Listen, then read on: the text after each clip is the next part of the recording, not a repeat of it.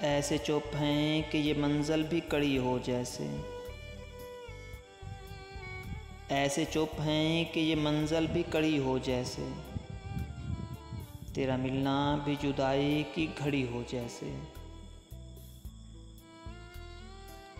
अपने ही साए से हर गाम लरस जाता हूँ, रास्ते में कोई दीवार खड़ी हो जैसे।